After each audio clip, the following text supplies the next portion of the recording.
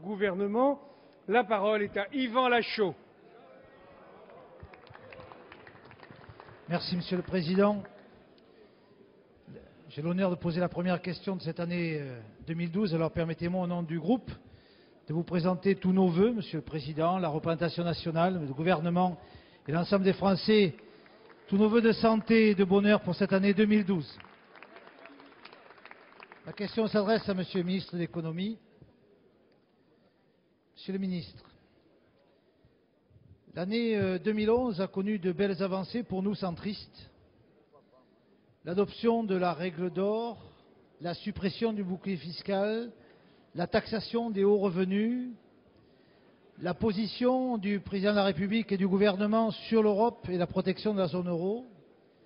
L'année 2012 démarre sous les meilleurs auspices puisque le président de la République a pris l'initiative de taxer en France tout d'abord les transactions financières. Cette mesure nous satisfait pleinement, nous centristes, puisque nous avions déposé de nombreux amendements allant dans ce sens. C'est une mesure courageuse.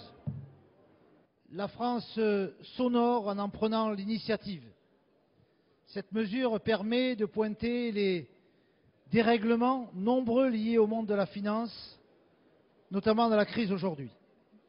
Il était en effet anormal qu'une TVA existe notamment sur les produits alimentaires et qu'il n'y ait pas de taxe sur les mouvements des capitaux. Cette mesure doit prendre une dimension européenne. On ne peut que se réjouir de la position de la chancelière Angela Merkel qui a donné un avis favorable pour la zone euro à titre personnel. Alors, Monsieur le ministre, pouvez-vous vous engager à ce que la France mette tout en œuvre pour convaincre, non pas peut-être les 27 pays de la zone, mais les 17 pays de la zone euro à appliquer cette taxe qui, je suis sûr, aura un effet dissuasif, notamment sur la spéculation. Merci. Je vous remercie. Monsieur le ministre de l'Économie, des Finances et de l'Industrie. Merci, Monsieur le Président, Mesdames et Messieurs les députés, Monsieur le Président Lachaud. Merci de votre question, merci de votre engagement de longue date en faveur de cette taxe sur les transactions financières. Merci du soutien que vous apportez au Président de la République depuis de nombreuses années et singulièrement depuis la crise de 2008 où le Président Nicolas Sarkozy a été aux avant-postes de la conquête, de la mise en place d'un dispositif qui visait à faire en sorte que le système financier contribue à réparer les dommages qu'il a lui-même causés avec le développement d'une industrie financière qui s'est emballée avec les subprimes, qui s'est emballée avec les Lehman Brothers, et c'est donc l'aboutissement d'un long combat dont peut s'honorer la France, qui est en train de voir le jour.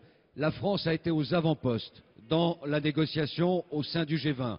Je veux dire que sous l'impulsion décisive du président de la République, même le président Obama, dont nous savons les réticences structurelles, culturelles, de nature américaine à l'égard de ce type de taxe, a avoué, a accepté le principe d'une contribution du secteur financier à la résorption de la crise. C'est la raison pour laquelle, dans le cadre du G20, nous allons poursuivre les discussions sous la présidence mexicaine et c'est la raison pour laquelle, dès cette année, à l'échelle européenne, nous allons prendre l'initiative de la mise en œuvre opérationnelle de cette taxe sur les transactions financières.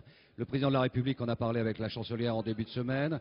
Je me rendrai moi-même jeudi soir à Berlin pour discuter des modalités pratiques de la coopération franco-allemande selon les modalités, l'objectif et le calendrier à définir en partage. Vous savez que la directive européenne actuellement en discussion porte sur une assiette large, les actions, les obligations, les dérivés et sur un taux faible. Ce que je puis vous dire, c'est que la France sera le premier pays cette année à mettre en œuvre cette taxe sur les transactions financières.